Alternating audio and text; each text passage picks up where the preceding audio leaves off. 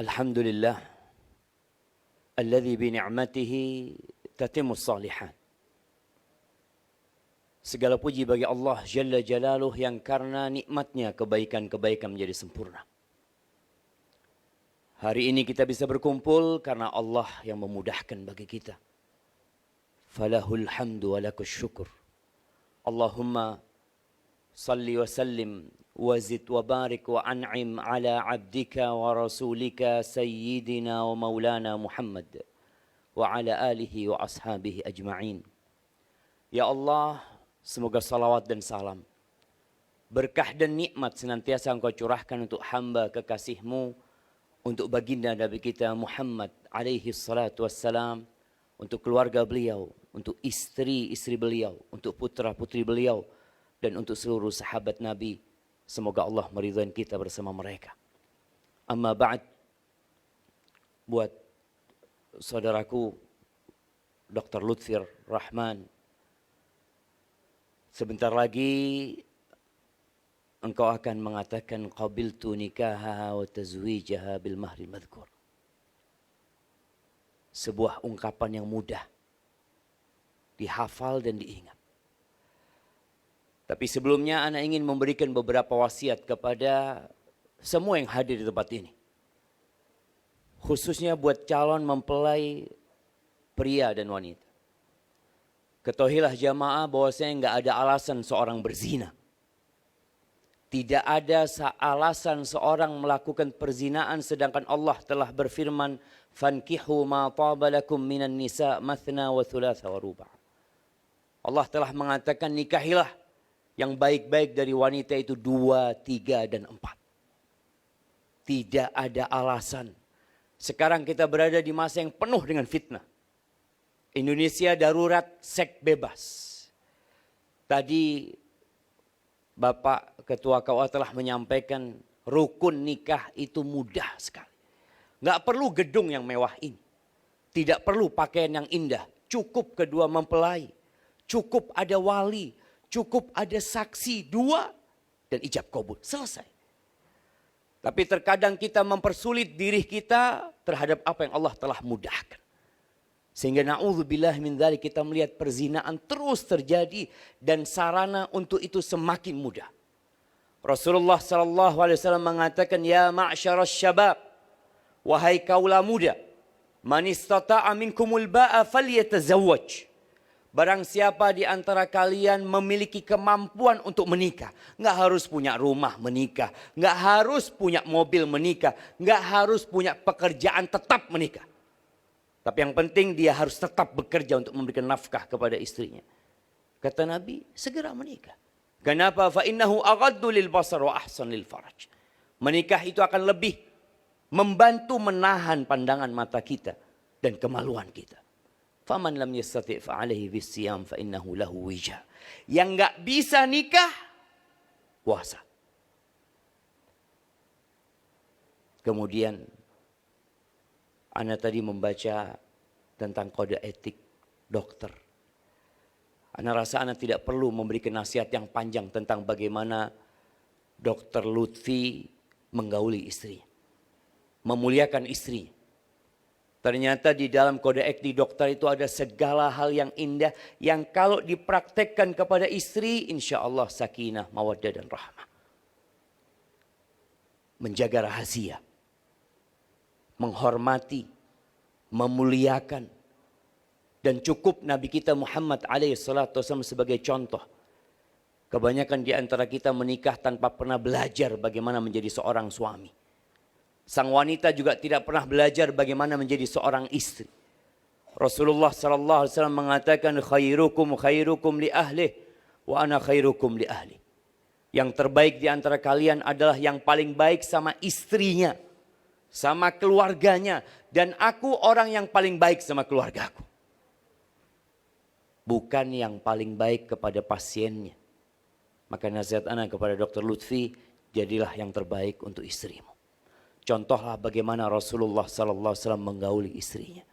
Dan hari-hari akan menyingkap bahwa ternyata Mbak Ririn tidak sempurna. Engkau akan melihat banyak kekurangan di diri istrimu. Apa yang harus dilakukan? Kata Allah Azza wa Jalla, wa'ashiruhunna bil ma'ruf. Pergaulilah istri-istri kalian dengan cara yang patut. Fa in karihtumuhunna. Kalau benci sama istrinya, ceraikan dia, balikan ke orang tuanya. La. Kata Allah, fa'asa an takrahu syai'an wa yaj'al Allah fihi khairan katsira. Bisa jadi yang engkau benci di situ ada banyak kebaikan. Maka lihatlah kepada pasangan hidupmu dari sisi kelebihannya dan jangan melihat kepada kekurangannya. Dan yang terakhir, buat Dr. Lutfi. Kewajiban terbesar seorang suami itu bukan ngasih makan istrinya. Ana yakin Mbak Ririn gak nikah pun bisa makan. Dia bisa hidup, dia punya sandang, pangan, dan papan. Tapi kewajiban terbesar seorang suami, kepada semua yang hadir di tempat ini juga, ketahuilah adalah menyelamatkan istrinya dari api neraka. Allah Azza wa Jalla mengatakan, ya ayyuhalladzina amanu, qu anfusakum wa ahlikum nara. Wahai orang-orang yang beriman, selamatkan diri kalian dan keluarga kalian dari api neraka. Ketahuilah bahwa semua akan lewat neraka. Allah mengatakan, wa in minkum illa wariduha. Tiada satu pun dari kalian melainkan akan melewati neraka itu. Semuanya akan melewati neraka. Bagaimana jamaah tatkala kita hendak menyeberang jalan yang ramai. Kita bersama istri dan anak kita. Kita akan pegang tangan mereka. Kita akan pegang tangan anak kita. Kita akan mengatakan kepada mereka semua ikut aba-aba abi. Kalau ingin selamat. Dan jangan sampai seorang suami tertahan untuk masuk neraka gara-gara dia gak baik sama istrinya. Kata Amr bin Qais al-Mullai mengatakan, innal mar'ata la tukhasimu zawjaha yaumal qiyamah. Kelak akan ada seorang wanita yang menggugat suaminya pada hari kiamat. Dia akan mengatakan kepada Allah, ya Rabbi hadha zawji, ini suamiku. Maka ana yu'allimuni wala yu'addibun. Dia gak pernah ngajarin aku. Nggak pernah mengenalkan aku kepada Allah Azza wa Jal. Tidak pernah mengajarkan kepadaku perintah-perintah Allah. Innama ya'tini bi khubzis suq. Kerjanya cuma jadi mesin pencari uang. Dia cuma cari uang untuk beli roti diberikan kepada aku. Dan ingat para suami, jangan berharap masuk surga sebelum engkau mempertanggungjawabkan istrimu. Engkau harus ajarkan kepada istrimu tentang Allah. Ajarkan kepadanya tentang rukun Islam. Ajarkan kepadanya tentang rukun iman. Ajarkan kepadanya bahwa ada satu kitab pedoman hidup yang Allah turunkan, Al-Quranul Karim. Ajarkan kepada istrinya. Sehingga kelak akan ada kebahagiaan buat engkau di dunia dan di akhirat. Adapun buat Mbak Ririn, nasihatku buat dirimu, jadilah engkau orang yang terbaik buat suamimu. Rasulullah SAW mengatakan kepada seorang wanita, unzuri aina anti minhu. Lihat bagaimana sikapmu kepada suami.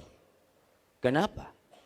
Ini para istri yang ingin masuk surga, lihat bagaimana dia menghormatin suaminya. Innama huwa jannatuki au naruki. Surga dan nerakamu itu ya suamimu.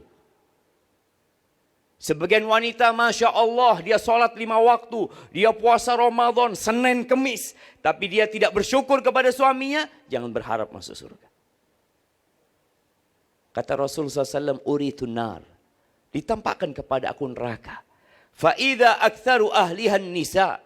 Kebanyakan penghuni neraka itu wanita. Kenapa?